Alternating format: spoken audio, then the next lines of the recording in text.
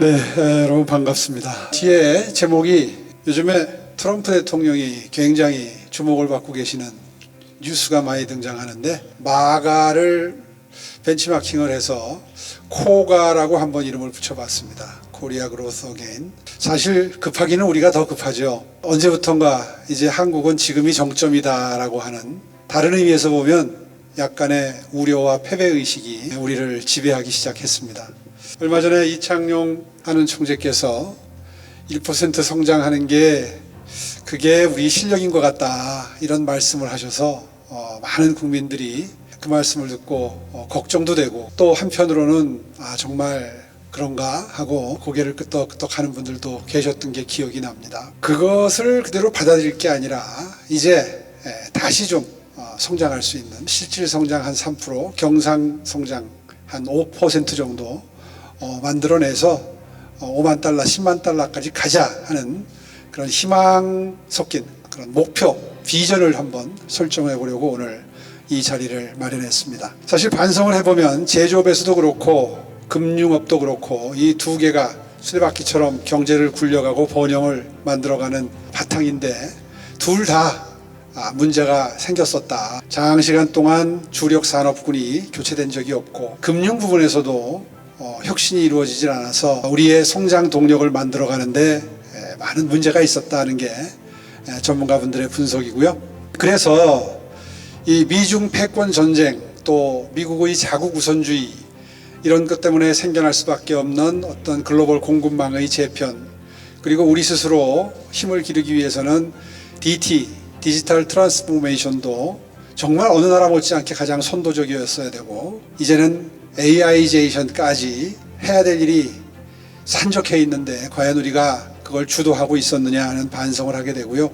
그렇기 때문에 이 고부가가치 업종을 늘리고 제조업에는 디지털 트랜스포메이션, AI제이션을 결합을 시켜서 산업 구조 자체를 재편을 해야 되는데, 그렇게 하기 위해서는 밑에 나열한 산업, 미래산업 인프라를 깔고 R&D 투자를 좀 더 열심히 하고, 또 결정적으로 중요한 것은 오늘 화두인 규제개혁을 정말 전방위적으로 지속 가능하게 해야 된다 하는 게 그 해법으로 제시가 되는 거죠.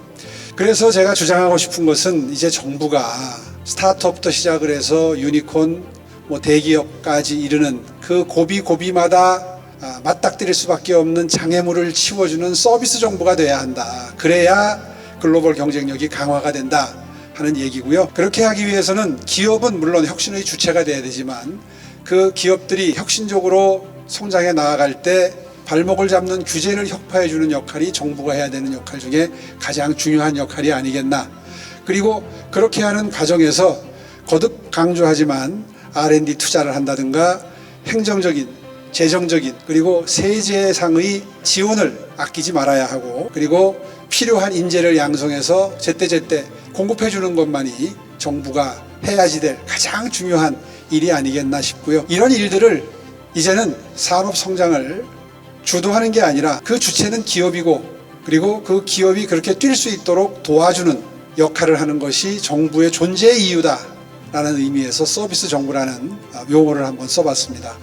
박일준 상위 부회장께서도 언급을 하셨습니다마는, 우리나라는 이 규제 때문에 조 단위의, 수십조 단위의 손해를 보고 있다. 규제가 없다면, 미국을 기준으로 본다면 이게 통계가 17개, 57개 이렇게 되어 있습니다만은, 여기에 다 그런 걸 뼈저리게 느끼기 때문에 아마 이 자리에 각종 신산업 협단체장님들이 함께 해주신 게 아닌가 하는 생각을 합니다.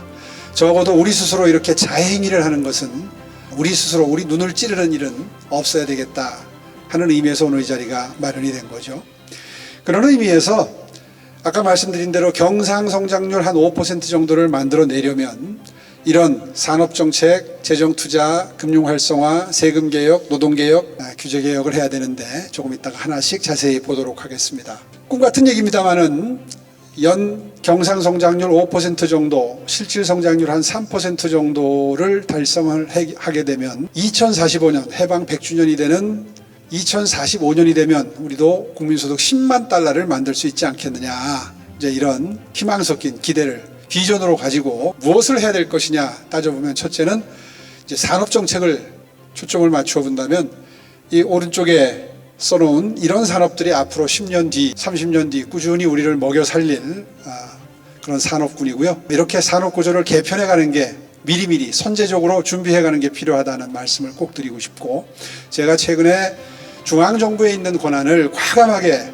지방정부로 넘기자, 4개, 5개의 싱가포르이 한번 돼보자, 이런 주장을 많이 하는데요. 이거는 이제 최근에 제가 주장하는 개헌론과도 관계가 있습니다. 과감하게 각 초광역 경제권을 만들어서 그곳의 발전 전략, 발전의 어떤 모델을 전략적으로 만들 수 있는 권한부터 시작해서 행재정적 권리, 다시 말해서 세금을 걷어서 쓸 수 있는 권한까지를 다 주고, 인재를 양성해서 배치할 수 있는 권한까지를 다 주게 되면 국내적으로도 이렇게 경쟁이 붙고 주변 국가, 주변 도시와도 경쟁을 할 수 있어서 다 경쟁 체제로 돌입하면서, 그러려면 규제개혁을 스스로 하지 않을 수 없는 그런 분위기가 만들어지겠죠.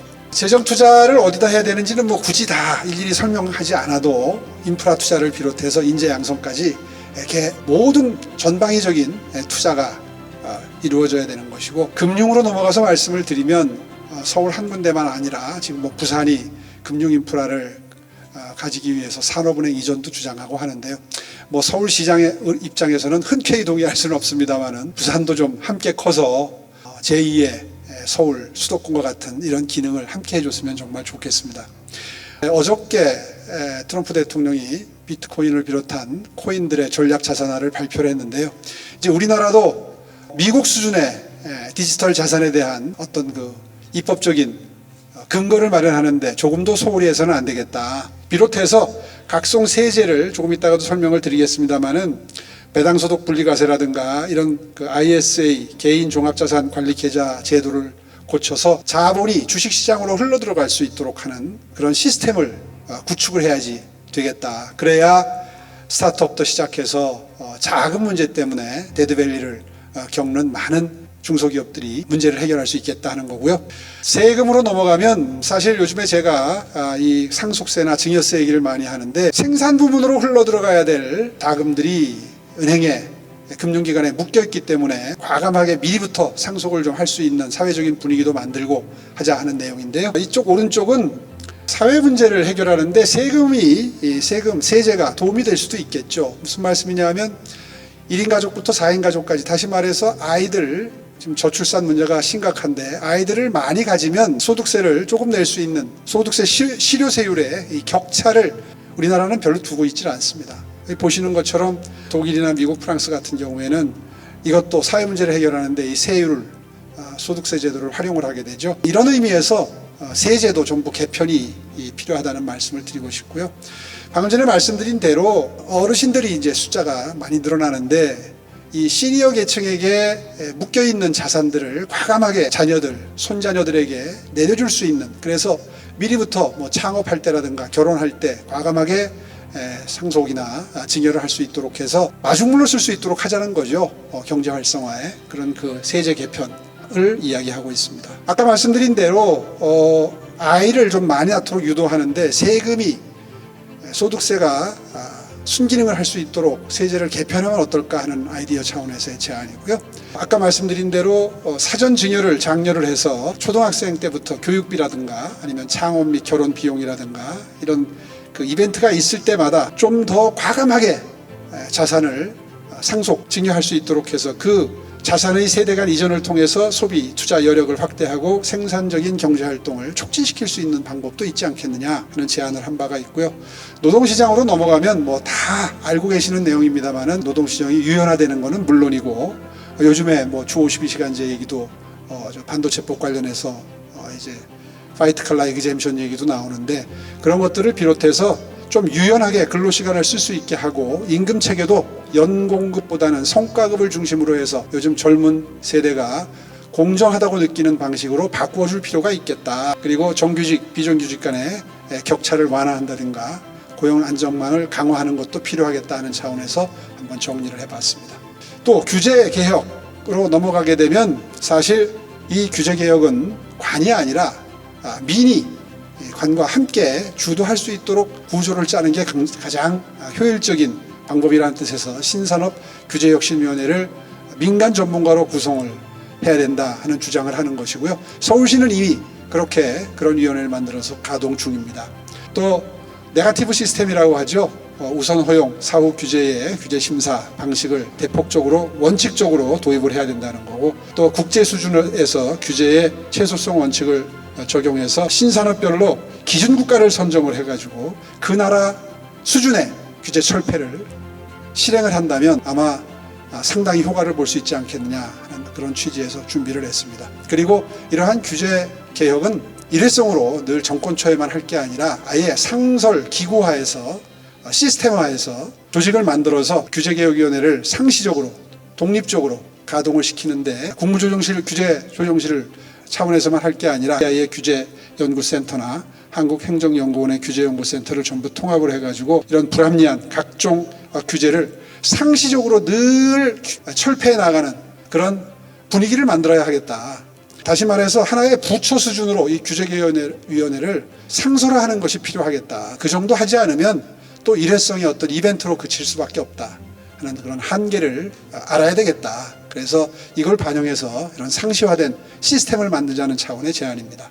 이제 마지막 슬라이드입니다. 이렇게 해서 이제 미래를 만들어가는 AI라든가 양자 컴퓨터를 비롯한 양자 산업, 그리고 핵 융합, 에너지 문제를 해결하기 위한 핵 융합이나 우주 산업까지 우리나라의 10년 뒤, 30년 뒤를 좌우할 수 있는 산업군들을 키워내는데 조금도 부족함이 없어야 하겠다 하는 관점에서 몇 가지를 예시적으로 들어봤습니다. 제가 오늘 규제개혁을 말씀을 드리면서 시각을 좀 넓혀봤습니다. 넓게 R&D 투자부터 시작을 해서 재정적인, 그리고 또 금융산업의 시각에서 갖가지 영역에서의 세제 문제까지를 모두 포괄을 해서 이 정도 전방위적으로 그리고 구석구석 모두 챙기지 않으면 과연 1% 저성장의 시대를 극복할 수 있다라고 하는 그런 비전을 실현할 수 있겠느냐 하는 차원에서 1% 성장을 넘어서서 다시 코리아 그로스 어게인이라고 하는